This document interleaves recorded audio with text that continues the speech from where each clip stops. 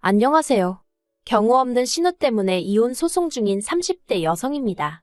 이제 와서 말이지만 나이 30이 넘어서 지 앞가림도 못하는 신우도 문제지만 그런 신우한테 제대로 따끔하게 말 한마디 안 하는 시댁 식구들도 답이 안 나왔어요. 그래도 그나마 남편은 정상인 줄 알았더니 피는 못 속인다고 남편도 별반 다르지 않대요. 연애 당시 남편은 구급 공무원이었고 저는 대기업을 다니는 직장인이었습니다. 남편의 연봉은 제 연봉의 절반밖에 되지 않았지만 대신 정년이 보장되었기에 크게 차이가 난다고 생각을 못했네요. 그리고 처음엔 결혼까지 생각하며 만난 건 아니었어요. 하지만 사람 일이라는 게 늘 생각대로 되는 것은 아니잖아요. 별 문제 없이 사귀다 보니 언젠가부턴 서로가 당연히 결혼을 할 거라는 전제로 대화를 나누고 있더라고요. 그런데 막상 본격적으로 결혼 이야기가 진행이 되기 시작하니 왜 어른들이 결혼은 둘이서만 좋아서 될 일이 아니라고 하는 건지 조금은 이해가 갔습니다. 어디서부터 이야기해야 하나 싶지만 허심탄회하게 한번 털어놓아 볼게요. 솔직히 말해서 남편이 하고 다니는 거 보면 사람이 멀끔하고 한마디로 없는 집 아들 같단 생각이 안 들었어요. 그런데 알고 보니 남편은 소위 시댁의 기둥 같은 존재였습니다. 시부모님은 마지막 사업이 실패한 이후로 남편이 드리는 용돈에 소일거리로 버시는 돈을 더해 생활을 이어가고 계셨고 노후 준비는 당연히 되어 있지 않았어요. 사시는 곳도 당장은 전세였는데 만약에 집주인이 전세보증금을 더 올리겠다 하면 그때는 이사를 가실 거라 했고요. 그리고 이런 이야기를 들으니 차마 남편에게 대놓고 묻지는 못했지만 결혼을 한다 해도 솔직히 뭐 하나 받지도 못하겠구나 싶대요. 반면에 저희 친정은 그래도 그럭저럭 여유가 있는 편이었습니다. 두 분 사시는 아파트에 서울에 세주고 있는 아파트 하나 그리고 월세 나오는 상가 2개가 있으셨지요. 노후 준비도 두 분 다 오랫동안 직장 생활을 하셔서 연금으로 생활이 가능하신 상황이었고요. 그래서 제가 남편더러 그럼 당신이 따로 모아둔 돈은 얼마나 있냐고 물었습니다. 그러자 남편이 또 한 번 고개를 숙이더니 4천이라며 웅얼거리더라고요. 황당했지요. 공직을 시작한 지 제가 알기로 5년 차였는데 겨우 4천이라니. 물론 4천이 결코 작은 액수는 아니지만 그래도 1년에 1,000만 원도 못 모았다는 이야기였으니까요. 그래서 저도 모르게 돈 벌어서 다 뭐 했냐고 물었더니 그냥 뭐 부모님 생활비도 보태드리고 동생도 챙겨주고 그랬지 하며 말을 얼버무리더라고요. 그리고 남편의 그런 이야기를 듣고 나니까 솔직히 이 결혼을 하는 게 맞는 건지 도통 확신이 들지 않았습니다. 왜냐하면 저는 남편과는 반대로 친정부모님으로부터 경제적으로 지원을 많이 받고 있었거든요. 한마디로 한쪽은 부모님을 도와드려야 하는 상황이고 한쪽은 도움을 받는 상황이었으니 그래서 결국 제가 남편더러 아직 결혼은 시기상조인 것 같다고 미루자고 얘기를 했었어요.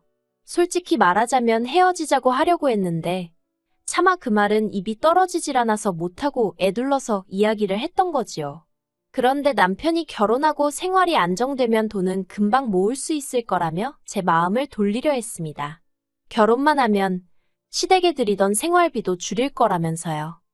그리고 저는 그런 남편의 애걸복걸하는 모습에 마음이 많이 흔들렸어요. 그래서 고민 끝에 부모님께 교제 중인 상대가 있고 결혼 이야기도 오가는데 상황이 이러이러하다며 전부 다 털어놓았습니다. 그러자 친정부모님께선 모든 게 괜찮은 사람인데 돈만 문제인 거라면 그건 당신들이 도와주겠다 하시대요. 그래서 결국 남편과 다시 결혼 준비를 이어나갔어요. 솔직히 친정부모님께 죄송스러웠지만 한편으론 정말 다행이다 싶었지요.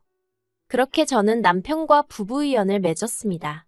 남편은 예상대로 모아둔 돈 4천만 원을 가지고 온 게 전부였고 그 돈으로 혼수와 신혼여행을 해결했습니다. 저는 친정에서 서울에 있는 아파트를 제 명의로 해주셨고요. 그런데 친정부모님이 해주신 건 그게 다가 아니었습니다. 결혼 전 친정부모님 카드를 쓰고 용돈도 받고 게다가 친정에 얹혀 살았으니 솔직히 저도 가만히 있을 수는 없었거든요. 그래서 매달 친정부모님께 150만 원씩 드리고 있었지요. 제가 받아 쓴 게 더 많으니 용돈이라고 칭하긴 남사스럽고 그냥 생활비를 보태는 개념이었습니다. 그런데 친정부모님이 그간 그 돈을 거의 손 떼지 않으시고 따로 모아두셨더라고요. 그리고 그렇게 모인 돈이 자그만치 7천이었습니다. 거기에 제가 개인적으로 모아둔 돈도 있었는데 그렇게 이리저리 긁어 모으니 1억 3천이 되었고요. 그리고 지금 생각하면 너무나 어리석게도 저는 부부 사이에 비밀은 없어야 한다고 생각했어요. 제가 남편이 시댁에 얼마나 해드리는지를 지켜보기 위해선 저도 모든 걸 오픈해야 한다고 생각했거든요. 그래서 1억 3천이란 목돈이 있다는 것을 남편에게 이야기했습니다. 그리고 저는 이 돈을 가지고 설마 다른 사람이 김칫국을 마실 거라곤 상상도 못했네요. 어머님과 제 사이는 좋을 것도 나쁠 것도 없었습니다. 처음 인사를 드리러 갔던 날부터 그다지 저를 살갑게 대해주지 않으셨고 저도 애교가 있고 그런 성격은 아니다 보니 그냥 평범한 시어머니와 며느리 사이였다고 생각해요. 그런데 저와 남편이 결혼하고 1년쯤 지났을 무렵 어머님과 제가 한번 크게 부딪히면서 사이가 나빠졌어요. 그리고 어머님과 제 사이가 나빠지게 된 결정적인 원인은 신우의 사업이었습니다. 남편에게는 2살 어린 저와는 동갑인 신우가 있었는데 솔직히 대화만 나눠보면 동갑이란 게 믿기지 않을 만큼 철이 하나도 들지 않은 사람이었어요. 요즘 같은 시대에는 할 줄 아는 게 많아야 한다면서 툭하면 이거 배웠다 저거 배웠다 하는 성격이었는데 덕분에 제대로 할 줄 아는 건 하나도 없었고요. 그런데도 시부모님은 뭐든지 도전해보는 게 좋은 거라면서 없는 살림에도 그런 신우 뒷바라지를 멈추지 않으시대요. 하지만 그거야 뭐 시부모님이 부모로서 당신 자식한테 투자를 하신다는데 제3자인 제가 무슨 이야기를 하겠어요. 그저 속으로 저건 아니다 싶어도 그냥 혼자 생각만 하고 말았지요. 그런데 그런 신우가 난데없이 양초 사업을 하겠다며 시부모님께 5천을 해달라고 했다더라고요. 하지만 저희 시부모님께 5천이란 큰돈이 있을 리 만무했습니다. 그렇다 보니 시부모님께서 저희 부부를 호출하셨어요. 그리고 알고 보니 저는 시댁에 내려갈 때까지도 솔직히 신우가 사업이니 뭐니 그런 내용을 하나도 몰랐거든요. 남편도 모르고 있다고 생각했고요. 그런데 그게 아니라 남편은 이미 다 알면서 모른 척하며 저를 시댁에 데려간 거였어요. 그리고 시댁에 도착하니 시부모님께서 저에게 거두절미하고 말씀하시겠다며 저더러 5천만 원만 일단 좀 빌려 쓰자 하시는 겁니다. 그래서 제가 그런 큰 돈이 어딨냐고 발뺌을 해봤는데 남편이 옆에서 내가 이미 다 말씀드렸어 하는 거예요. 환장할 노릇이었지요. 솔직히 말해서 제가 정말 그깟 5천만 원, 없어도 그만이지 할 수 있을 정도로 돈이 많았거나 아니면 저희 시부모님이 정말 그 돈을 갚으실 능력이 되셨거나 하다못해 신우가 하겠다는 사업이 정말 비전이 보였다거나 뭐가 됐든 조건 하나만 맞아 떨어졌어도 제가 최소한 생각은 해봤을 거예요. 하지만 그 어느 것 하나 맞아 떨어지는 게 없었습니다. 그러니 생각해보고 말고 할 문제가 아니었지요. 그래서 제가 못 빌려드린다고 그 자리에서 거절을 했어요. 그러자 시부모님 옆에 뚱하니 앉아있던 신우가 왜 못 빌려주냐면서 자기 못 믿냐고 징징거리대요. 그리고 그런 신우에게 차마 내가 너 뭘 보고 믿겠냐 소리는 못하고 원래 가족 간에는 돈 거래하는 거 아니에요 아가씨 하고 말았지요. 그랬더니 옆에서 남편이 제 눈치를 살살 보면서 근데 우리 당장 그 돈 어디다 써야 되는 건 아니잖아 그러는 거예요. 솔직히 처음부터 남편이 시부모님한테 제가 여윳돈이 있다는 쓸데없는 소리만 안 했어도 애시당초 이런 불편한 자리가 생길 이유도 없었는데 가만히나 있지 왜 저딴 소리를 하나 싶어서 제가 남편을 째려봤습니다. 그러자 어머님이 저더러 너무하다면서 그냥 달라는 것도 아니고 빌려달라는데 그것도 싫은 거냐며 섭섭하다고 하시대요. 그리고 그런 어머님께 가타부타 설명해봤자 어쨌든 결국에 빌려주지 않는 이상 저는 나쁜 며느리가 될 게 뻔했으니 그냥 몇 번이고 죄송하다고만 했지요. 그리고 결국 신우는 사업을 시작하지 않았습니다. 사실 제가 냉정하게 딱 잘라 거절을 하긴 했지만 마음이 편치만은 않았거든요. 그래서 신우에게 요새는 판매하는 사업 같은 건 온라인으로 먼저 시작하는 경우도 많다고 이럴 경우에는 초기 자본이 그렇게 많이 들지 않는다고 몇 번 조언을 했어요.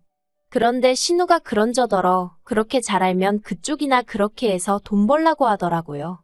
그리고 이때 저도 시쳇말로 빈정이 확 상했습니다. 저는 지한테 매번 아가씨 아가씨하고 불러주는데 지는 언니 소리는 죽어도 못하겠다며 제 이름에 씨만 붙여 부르기가 일수더니 급기야는 그쪽이라니. 그래서 저도 그때부턴 신우한테 관심 딱 끊었네요. 그리고 그렇게 사이가 나빠진 걸 어머님은 전부 다 제 탓이라 생각하시는 눈치셨어요. 제가 생각했을 때는 애시당초 며느리 돈을 가져다 딸 사업자금으로 쓰시려고 한 어머님 때문에 벌어진 사단이었는데 말이에요. 아무튼 이 일로 서로 간의 감정은 크게 상했지만 저는 개의치 않았어요. 냉정하게 말해서 저는 아쉬울 게 하나도 없었거든요. 그리고 이후로 1년이란 시간이 또 흘러 지난달이었네요. 웬일로 신우에게 연락이 왔습니다. 받을까 말까 잠시 고민하다 제가 지한테 뭐 잘못을 한 것도 아니고 왜 피하나 싶대요. 그래서 받았더니 세상에 아무 일도 없었다는 듯 잘 지냈냐입니다. 얼마나 황당하던지 저는 신우가 다른데 전화할 걸 저한테 잘못한 줄 알았어요. 신우는 날씨가 더워지는 것 같다느니 사람들이 어쩐다느니 시덥잖은 소리를 늘어놓더니 조만간 한번 봤으면 좋겠다는 거예요. 그리고 저는 그 순간 본능적으로 또 뭐 부탁할 게 있구나 싶었습니다. 그리고 뭐가 됐건 간에 도와줄 생각은 없었지만 그래도 혹시나 다른 이야기를 할 수도 있으니 그러자고 한번 만나자고 했어요. 마음 한구석에선 혹시나 신우하고 관계가 나아지면 남편이 좋아하겠구나 싶은 생각도 있었고요. 그리고 그렇게 만난 신우는 뜬금없는 소리를 했습니다.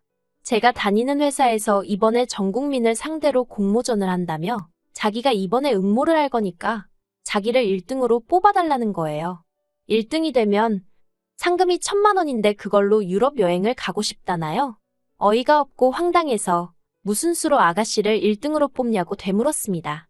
그랬더니 같이 일하는 직원들한테 미리 말을 해놓으면 되는 거 아니냐는 말도 안 되는 소리를 하더라고요. 한심하고 기도 안 차서 제가 괜히 나온 것 같다 하고 먼저 자리에서 일어났어요. 그리고 집에 돌아오니 벌써 남편이 신우랑 통화를 한 건지 어두운 표정을 하고 있었습니다. 그런데 저를 보더니 한숨만 푹 내쉬고 아무 말도 안 하더라고요. 그래서 저는 속으로 자기가 생각해도 어이가 없으니 나한테 따지지도 못하는 거겠지 싶대요. 그리고 남편이 잘못한 건 아니니까 좀 안쓰러운 마음도 있었어요. 저를 보기가 얼마나 창피할까 싶어서요. 그런데 얼마 안 있다가 남편이 얘기 좀 하자더니 번번이 왜 이렇게 서운하게 하냐입니다. 제가 그게 무슨 소리냐니까 자기도 자기 여동생이 저만큼 똑부러지지 못한 건 알지만 그래도 그렇게 매번 무시하는 건 경우가 아니지 않냐며 제가 너무한 것 같다는 거예요. 그리고 저는 그때까지도 이게 신우의 문제지 남편의 문제라곤 생각하지 않았기 때문에 싸울 생각은 없었어요. 그래서 서운하게 하려던 건 아닌데 미안하게 됐다고 했습니다. 그랬더니 자기 기분이 문제가 아니라 신우가 울고불고 난리가 났다면서 저 때문에 아무것도 하기 싫다고 의욕이 꺾였다고 그러더라는 거예요. 듣는데 어이가 없었지만 그래서 나더러 어떡하라는 거냐고 물었어요. 그러자 남편이 한다는 말이 이참에 그간의 일을 사과하는 의미로 유럽 여행을 제가 보내주면 어떻겠냐입니다. 14박 15일 정도로요. 그 말을 듣는데 순간 화가 나서 눈이 뒤집힌다는 게 이런 기분인가 싶대요. 당연히 용납할 수 없는 이야기였고 그 말을 시발점으로 남편과는 전에 없이 크게 다투게 되었습니다. 남편은 제가 신우를 무시한 게 문제라며 그걸 먼저 사과해야 한다우겼고 저는 무시한 적도 없지만 이제 정말 무시해야겠다고 아주 네 동생이나 너나 수준도 안 맞고 뻔뻔해서 상종도 못하겠다 받아쳤어요. 그리고 싸움이 길어지면서 남편은 저 때문에 시부모님께 용돈까지 줄여서 드리고 있다며 자기가 힘들게 돈 벌어서 저 좋은 일 시키는 것 같다는 말 같지도 않은 소리를 해댔지요. 저는 그런 남편에게 네가 벌어온 돈은 전부 네가 다 쓴다고 네 기름값이며 보험료며 네 입으로 들어가는 음식들은 다 어디서 공짜로 나오는 줄 아냐 했습니다. 그리고 지금 네가 서 있는 이 집도 따지고 보면 네 지분은 하나도 없는데 단지 나랑 결혼했단 이유로 공짜로 지내고 있지 않냐 소리까지 해버렸네요. 그러자 남편이 할 말이 없었는지 저더러 네 능력으로 산 집도 아니면서 그런다는 거예요. 그래서 잘난 부모 둔 것도 내 능력이라고 소리를 질러버렸어요. 그랬더니 남편이 못 참겠다며 자기가 나가겠답니다.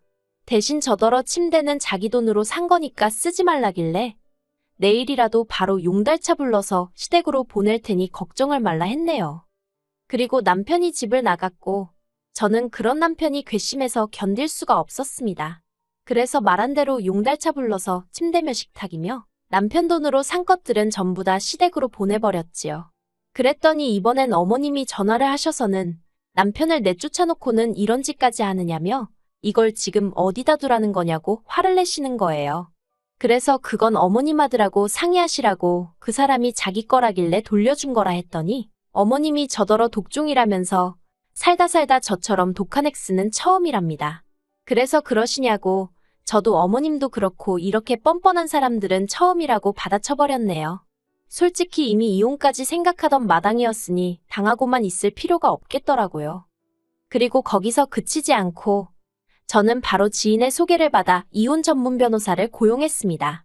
처음엔 남편하고 협의 이혼으로 하려고 했는데 어디서 뭘 듣고 왔는지 아파트 절반이 직권의 재산 형성이 어떻고 저떻고 헛소리를 남발하길래 어쩔 수가 없었네요. 그리고 지금 소송 진행 중인데 전 걱정이 하나도 없습니다. 변호사도 자기가 수임료 받기가 민망할 지경이라고 할 정도로 저한테 유리한 상황이거든요. 하지만 남편은 이제 조금씩 똥줄이 타는지 정말 이혼해야겠냐며 저를 자꾸 찔러봐요. 그것도 하루는 울고불고 매달리기도 하고 또 어떤 날은 화도 내고 아주 혼자 북치고 장구치고 생쇼를 하고 있지요. 물론 저는 아무런 타격도 받지 않고 있지만요. 지금은 그저 이 지리한 과정이 빨리 마무리가 되어 완벽하게 자유의 몸이 되고 싶은 마음뿐입니다.